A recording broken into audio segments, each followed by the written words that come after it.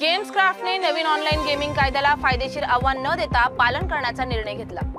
चित्रकूटमध्ये गुटख्याचे पैसे न दिल्याने आईने लेकरांसह विषप्राशन केलं। आई व 2 मुलींचा मृत्यू, मुलगा गंभीर।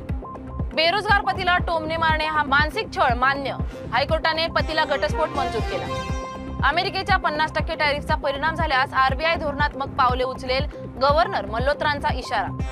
तेलंगणात गणेश व दुर्गा मंडळांना उत्सव काळात 11 दिवस मोफत वीज पुरवठा दिला जाणार। मुंबई हायकोर्टाने मनोज जरांगे यांच्या मुंबई आंदोलनास मनाई केली असून गणेशोत्सवातील रहदारी विस्कळीत होऊ नये म्हणून नवी मुंबईतील खारघर येथे परवानगी देण्यात आली। तानाजी सावंतांचे भाऊ स्पष्ट म्हणाले की मी नेत्यांच्या मागे पुढे पदासाठी फिरत नाही, माझे 2 नंबरचे धंदे नाहीत। बीडच्या सायगावमध्ये मुसळधार पावसाने माजी सैनिकांचे घर कोसळले असून विधवा पत्नीने तातडीने मदतीसाठी प्रशासनाला आवाहन केले। मराठा व ओबीसी आरक्षण आंदोलनाच्या पार्श्वभूमीवर कायदा व सुव्यवस्था अबाधित राहावी म्हणून बीड जिल्ह्यात जमावबंदीचे आदेश जारी करण्यात आले। नांदेडच्या उमरी तालुक्यात प्रेम प्रकरणातून संतप्त वडिलांनी मुलगी व तिच्या प्रियकराची हत्या करून मृतदेह विहिरीत फेकल्याने खळबळ उडाली आहे। नांदेड ते मुंबई प्रवास आता फक्त 9.5 तासात होणार असून मुख्यमंत्री फडणवीसांनी वंदे भारत एक्सप्रेसला हिरवा झेंडा दाखवला। जायकाच्या शिष्टमंडळाने पालिकेला प्रकल्पाचं काम करताना सर्वंकष सुरक्षेची काळजी घेण्याच्या महत्त्वाच्या सूचना दिल्या।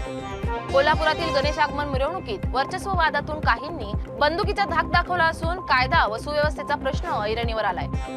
सुशासन मिळवण्यासाठी न्यायव्यवस्था जलद व सुगम असणे आवश्यक आहे, असे मत उत्तर प्रदेशचे मुख्यमंत्री योगी आदित्यनाथ यांनी व्यक्त केलंय। अयोध्येत दिवाळीच्या पार्श्वभूमीवर भव्य वॅक्स म्युझियम उभारणार असल्याची घोषणा मुख्यमंत्री योगी आदित्यनाथ यांनी केली। कोल्हापुरात घरगुती गॅस पाईपलाईन जोडणी सुरू असताना स्फोट होऊन 2 लहान मुलांसह 4 गंभीर जखमी झाले। कोल्हापूर जिल्ह्यात पावसाने उसंत घेतल्याने पंचगंगेची पातळी कमी झाली असून 12 बंधारे मोकळे करण्यात आले। भारताचा सुवर्ण भालावीर नीरज चोप्रा डायमंड लीग 2025च्या अंतिम फेरीत प्रवेश करून अँडरसन पीटर्स आणि जुलियन वेबरशी लढणार आहे।